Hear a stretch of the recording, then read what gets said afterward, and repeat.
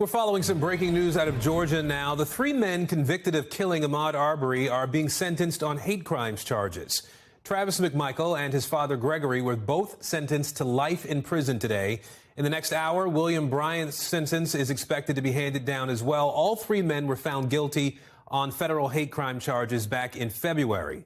Now, the killing of Ahmaud Arbery made national headlines after video showed those men chasing him through a neighborhood in Georgia and shooting him in the middle of a street. I want to bring in NBC News correspondent Ron Allen and NBC News legal analyst Danny Cevallos now. Ron, I'll start with you on the ground there. Walk us through what happened in court so far today.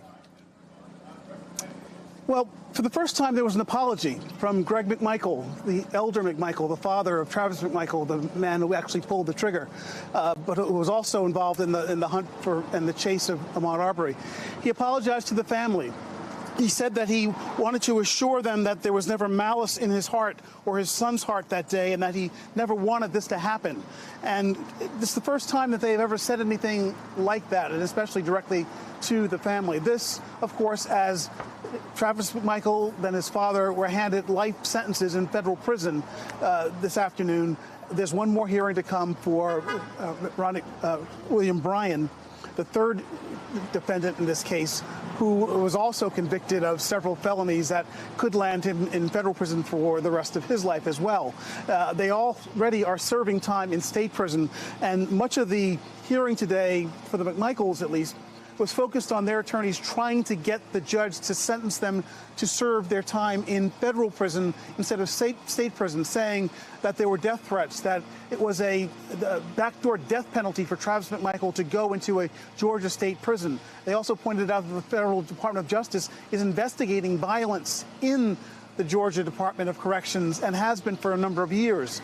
So that was what a lot of the hearing was. The judge rejected all that, ordered the men sent back to state prison to begin serving this life sentence and adding on yet another one in federal prison. Danny, all three of these men had submitted guilty pleas in this case. The judge threw those pleas out. Help us understand that. Why did that happen, and how could that have affected the sentences that we are seeing handed down today?